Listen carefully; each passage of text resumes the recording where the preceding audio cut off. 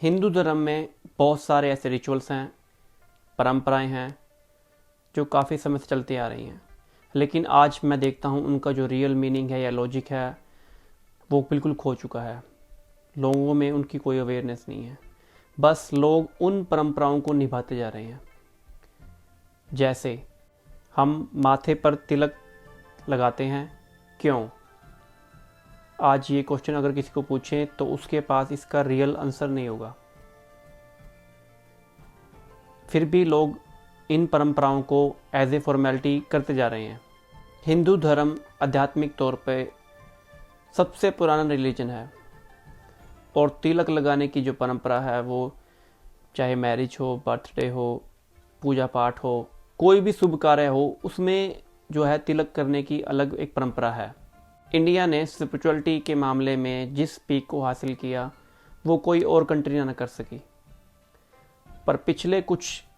200 years में उन सब चीज़ों का जो है रियल मीनिंग खो गया है, लॉजिक खो गया है। कुछ समय पहले साइंस भी डिस्कवर कर चुकी है कि कुछ तो यहाँ पर है। ब्रेन के अंदर एक छोटी सी पीनल ग्लैंड, उसके बारे में वो कुछ ज़्यादा समझ में नहीं पाए हैं, पर उनको ऐसा लगता है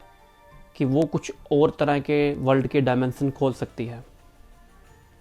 और जिसका हमारे हिंदू धर्म ने बहुत पुराने समय पे ही बता दिया था। और अगर आप डीप डाउन रिसर्च करें तो आपको पता चलेगा कि जो तिलक लगाने का ये व्यवस्था की गई थी, ये हमारा जो है, हमारे जो आज्ञा चक्र, थर्ड आई जिसे कहते हैं, उसको कहीं ना कहीं एक्टिव करने की एक रिमेम्बरेंस देने के लिए कि आपको बार बार उसको उससे कनेक्ट किया जा सके,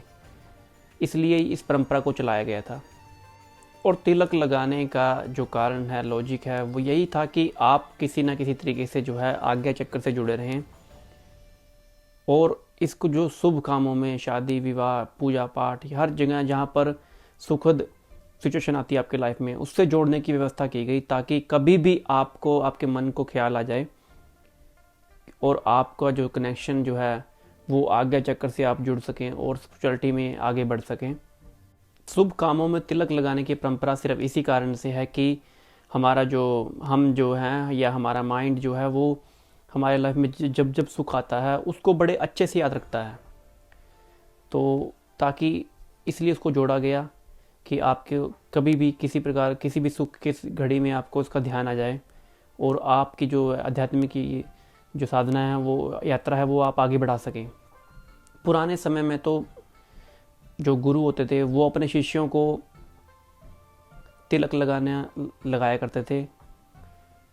और जब वो उनको ध्यान की दीक्षा देते थे, और आज भी ये जो है होता है ऐसा, आज भी दीक्षा देते हुए कुछ गुरु ऐसा करते हैं, तिलक देते हैं। वो उसका जो लॉजिक था वो यही था कि वो जहाँ पर अपने शिष्य को तिलक लगाते थे, उनको बोलते थे कि आपको एग्जैक्टली उस जहाँ पर लगाया गया है उसे याद रखना है, और जब भी ध्यान की प्रैक्टिस करते हो तो आपको पूरा ध्यान वहाँ पर लगा देना है जहाँ पर वो तिलक लगाया गया है, और तिलक को मतलब उसको महसूस करना है कि वो घट रहा है, बढ़ रहा है। मतलब जो लॉजिक था उसके पीछे ये था कि उनका ध्यान